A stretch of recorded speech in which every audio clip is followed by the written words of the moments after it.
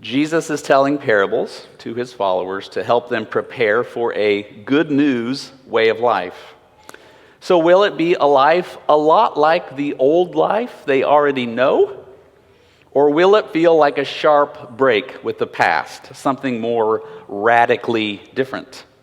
According to Jesus, the good news of God's love calls for a life conversant, comfortable with both old and new. A life that's skilled at blending wisdom and adventure, tradition with innovation. Friendship with Jesus is like curating, he says, a storeroom of valuables, some of them old and some of them new.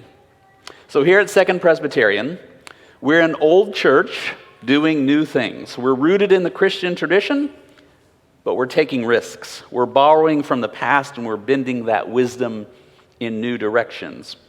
In fact, our building embodies this mixture of old and new. If you're new, you may not realize it, but we're currently sitting in the sanctuary in the older part of the building, the east side of the building, but I bet most of you entered this building through the newer part, that is the west side. The story of how our current building came to be is a story best told by the three architects I want to introduce now. Jim Scott, Kite Singleton, and Beth Dawson were all involved in the most recent renovation of our building just a few years ago. That renovation is an expression of a particular kind of spirituality, and I asked these three folks to help us understand a little bit more about how design decisions embody a spirituality that blends old and new. Welcome.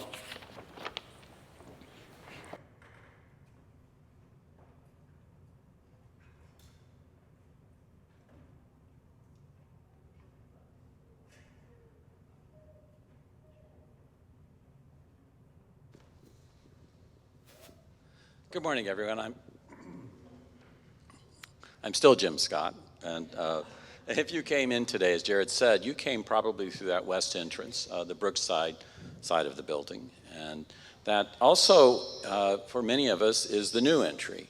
It may not be the new entry to you, but today we're going to talk a little bit about how that new entry came into being, and also the process that brought about many changes in the building, some subtle, some not so subtle. Beth and Kite and I, along with many others, were involved in that process for about 4 years. And when we first started discussing architecture, a part of this sermon series, we thought it might be instructional to talk about our own congregation's experience with architecture and the renovation of our building. By the way, isn't this sermon series a wonderful summer exercise that has been so rich and really revealed the depth of commitment of our congregation in the arts? Of course, some of you know we were compelled to address the structural issues associated with our Oakside Tower, and that was precipitated by spalling, stone falling off the tower. The best answer for any committee work is that stones falling off the tower to cause people to pay attention, and it still took 2 years, but nonetheless, we got there. In addition, though, that caused us to think that might be the impetus for far more kind of functional and symbolic changes to the building. And we did indeed undertake those. Do you want to change that, Beth?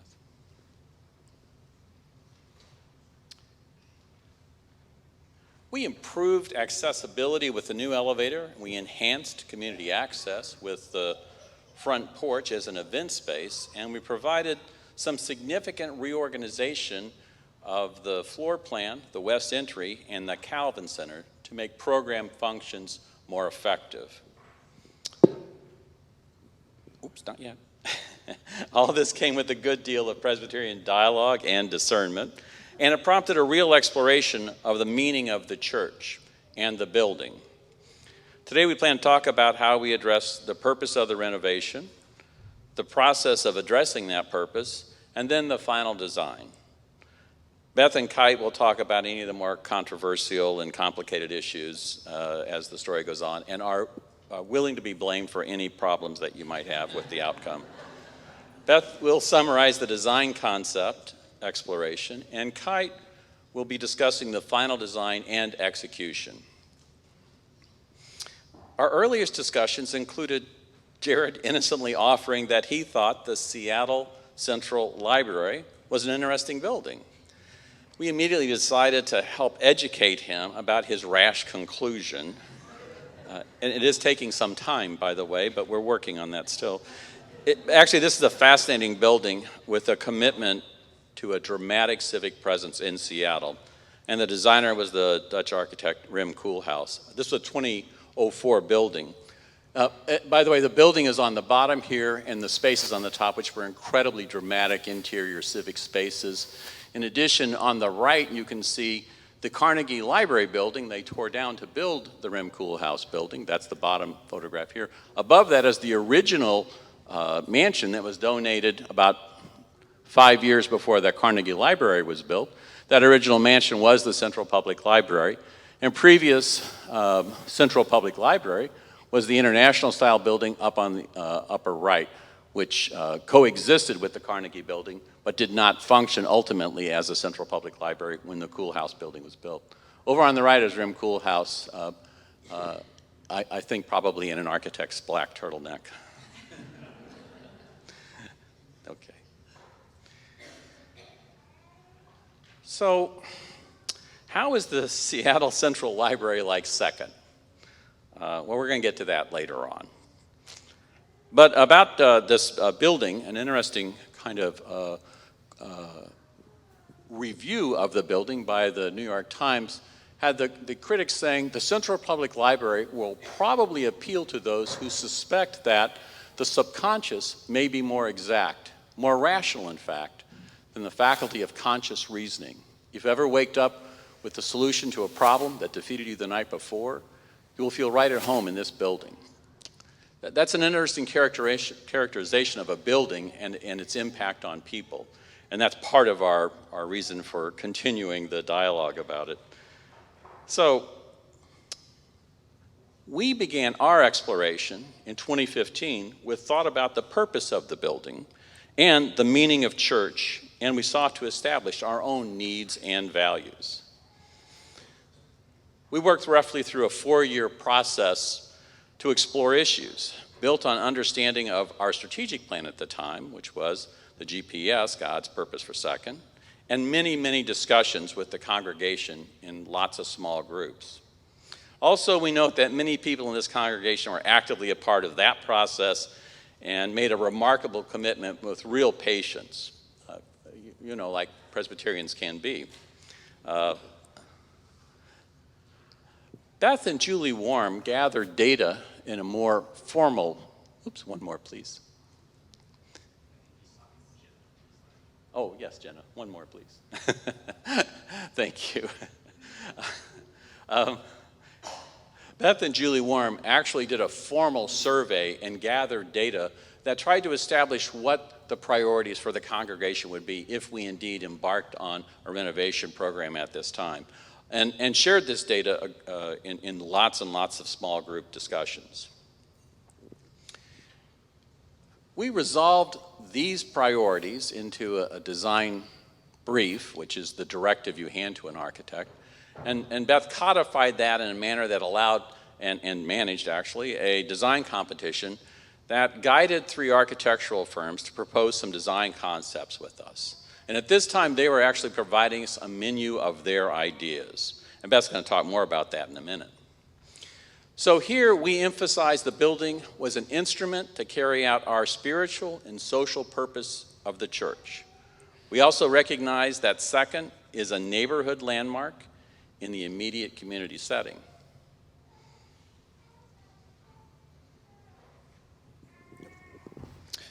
As Jim mentioned, part of the process was to help the congregation understand various facts that may or may not have agreed with perceptions.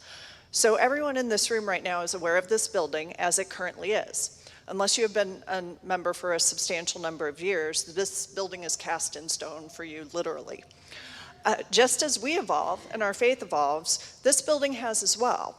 Prior to the improvements that we completed recently, the building we currently know for the most part hadn't had major construction since the southwest portion of our building, which is commonly known as the education wing, where the children's classrooms and the ECLC are located, was added in 1954.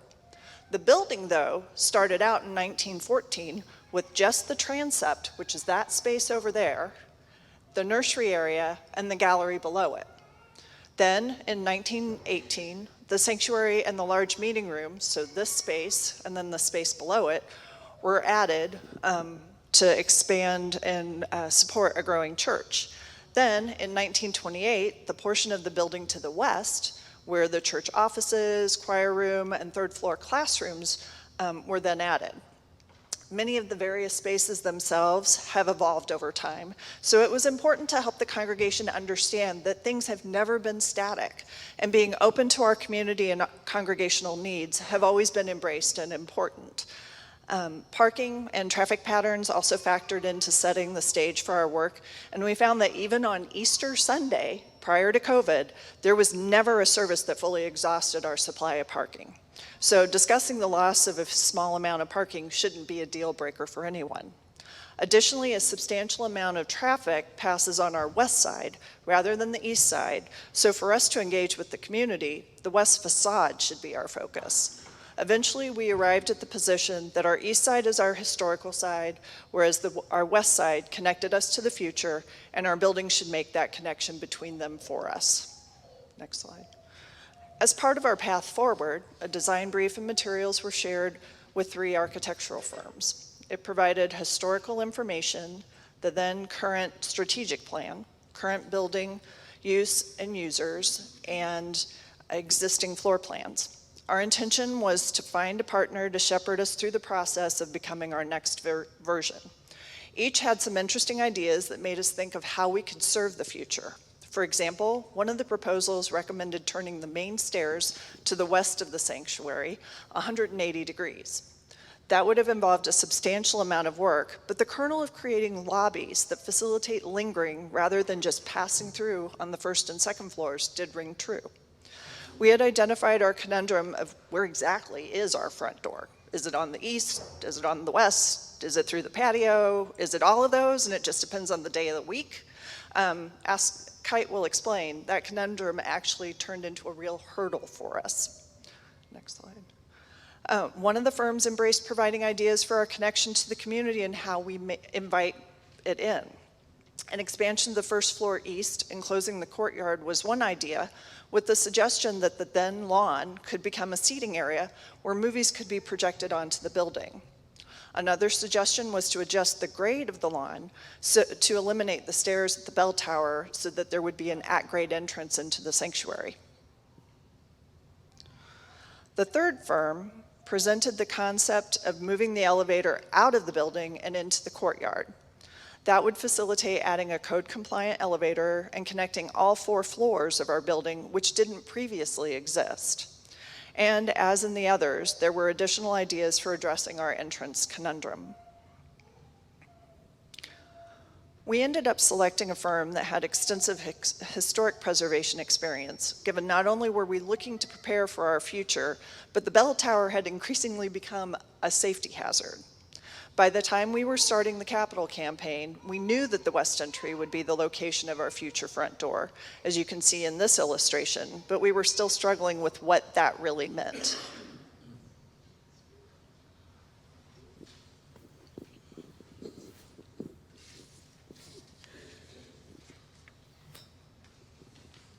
As we moved from restoring the tower, that's the one. There's the tower with all of those red dots indicating a flawed, crumbling piece of stone, many of which were falling on people. Can you hear me? Sorry. A new set of improvements lay before the Building and Grounds Committee. How long would we live with an elevator that, say, served only 3 of our floors, while the congregation was intent on outreach to a wide variety of community activities, Spanish classes, yoga, expansion of our early childhood learning center? Nick and the open table were thriving.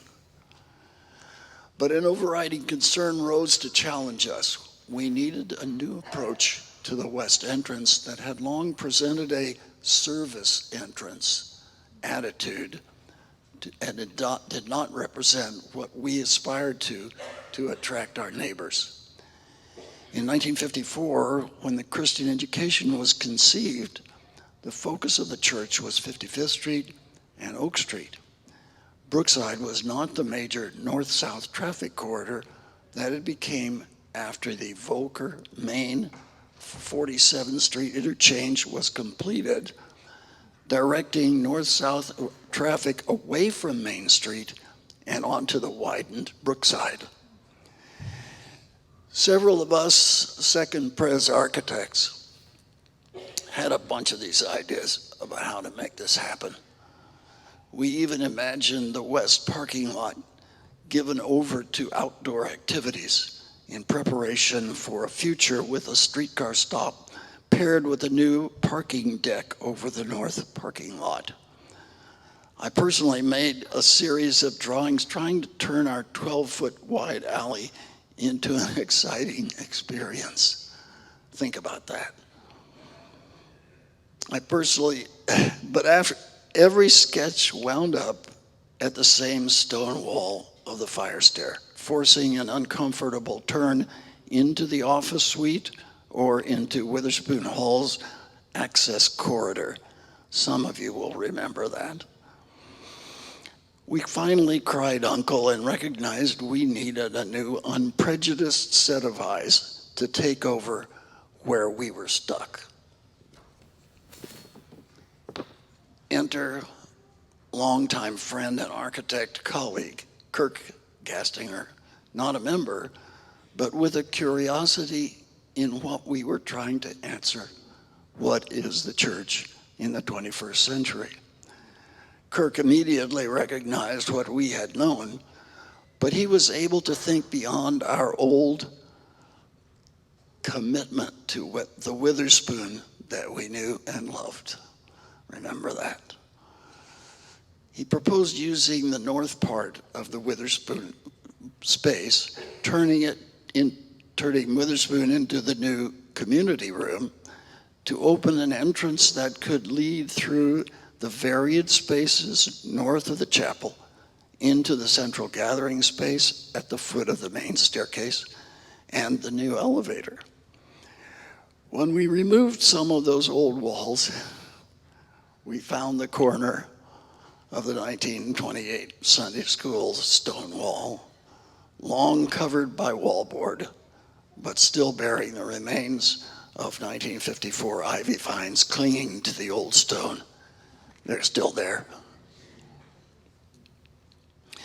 And then, enthused by our series of having found the resolution we were seeking, Kirk led us toward a design for the front porch that we had all imagined, a set of columns wrapping an outdoor environment with lighting, and then a shade sail idea we had not imagined, followed by celebratory light strings and an actual open table as an invitation to our neighbors and the thousands of daily commuters along Brookside Boulevard. Thanks to Timaeus and Nick and Darcy Tramp, the success of 707s and 808s is a beautiful fulfillment of all our dreams. So how is Second Pres like the Central Library in Seattle? One way is, of course, that it is a building that recognizes significance in its setting and its significance for our community. And that is, in fact, a part of the thinking around what does the church mean in our discussions. As well, you have with both buildings an issue of entrance. However, I note that our issue of entrance is how can we be more welcoming? And the issue of entrance for the Seattle Library is how could it be less welcoming in some ways? It is, however, a remarkable structure with commitment to people who it serves, and so is Second in that regard. We have many, many we have a lot more to say because we're 3 architects and a pastor. So we really have another, say, 6 hours worth of talk for you.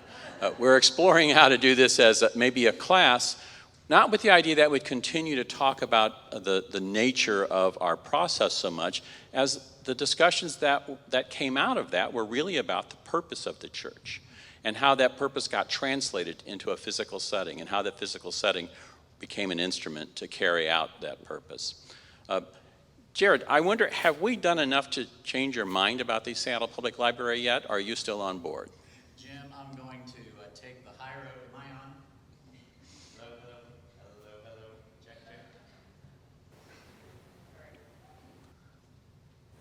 check. Check, check. Okay. Jim, thank you for the question. I'm going to take the high road and not take the bait of your jabbing me today. So no. I do want to say that I kind of like it now. So I'm actually on board. Nonetheless, we're grateful for all the people who participated in this process patiently and worked through years of work. And we're also grateful for all the generations of people before us who spent their time putting this building in service to God's purpose. Will you join me in thanking these 3 for their work today?